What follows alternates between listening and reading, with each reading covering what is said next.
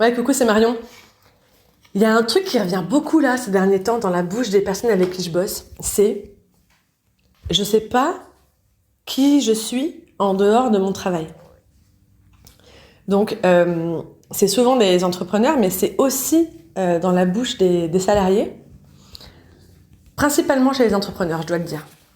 Et j'ai remarqué un truc, c'est qu'en fait, ce sont des personnes passionnées. En fait, elles adorent leur boulot.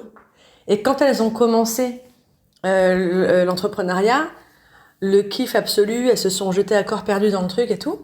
Et elles se sont dit, en fait, c'est ma passion, donc tu sais, j'ai pas l'impression de travailler. Donc, elles se sont mis aucune limite. Elles ont fait que bosser, tout le temps, penser tout le temps au boulot, se payer des formations et des trucs avec leur argent de poche. Et voilà, et petit à petit, tu sors moins, tu fais moins d'activités, tu voyages peut-être un petit peu moins, tu fais que bosser, quoi. Et au début, c'était la passion, au début, c'était le kiff, c'était le plaisir. Puis au bout d'un moment, forcément, on aspire à un peu plus d'équilibre dans notre vie. Et on se rend compte que, pétard, c'est plus trop qui on est en dehors du taf, quoi. Tu vois, je me souviens une fois, j'avais fait je sais plus, je m'étais acheté un psychologie magazine hors série, tu vois, pour l'été. J'avais fait un test. Et à un moment donné, dans le test, il disait, c'est quoi vos passions? Je savais pas répondre. Je savais plus. Ça m'avait fait un choc. Je savais plus. Je faisais rien d'autre que bosser. C'était pour mon premier projet entrepreneurial. J'avais pas d'autre passion, quoi. Mais j'étais pas très bien quand j'ai séché devant ça, devant cette question. Le premier problème, c'est que je crois que, c'est dommage, en fait. C'est un petit peu comme comme l'agriculture. En fait, quand tu exploites à mort une terre pour faire que du blé, culture intensive du blé, il y a du rendement, mais c'est quand même une terre super pauvre. Et au bout d'un moment, tu la puises, quoi, tu la sèches, il n'y a plus rien à faire. Et il faut la laisser tranquille pendant des années avant d'espérer pouvoir en faire autre chose. Et en plus de ça, du coup, tu favorises le développement des insectes, des nuisibles, des maladies. Donc, faut traiter avec des insecticides, des machins, mettre de l'engrais, sinon il n'y a rien qui pousse. Donc, tu vois l'image? Si tu fais un seul truc, si tu cultives un seul truc dans ta vie, au bout d'un moment, c'est complètement déséquilibré et tu es obligé de mettre en place des stratégies pour contrebalancer le fait que ça s'appauvrit, en fait. C'est un environnement qui s'appauvrit.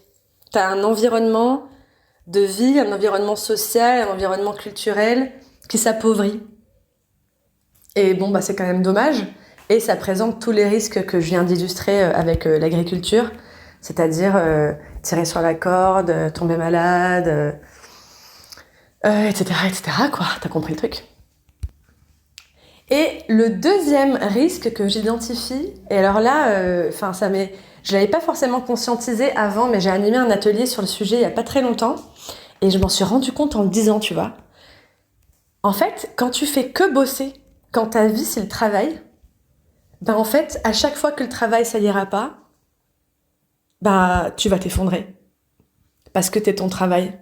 Tu t'identifies au travail, ta vie c'est le travail, ta réussite c'est le travail, ton échec c'est le travail. Donc en fait, à chaque fois qu'il y aura des fluctuations, et il y en aura, parce que c'est la vie, il y a toujours des hauts et des bas, et dans l'entrepreneuriat, t'es tout le temps en train de... dès que t'as l'impression d'avoir atteint un truc, bam, tu retombes, il faut remettre un nouveau truc en place, faut te réinventer et tout.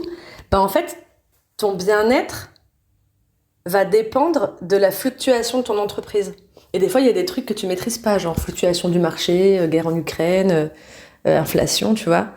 En fait, il y a des moments où le business, ça va pas, c'est pas ta faute.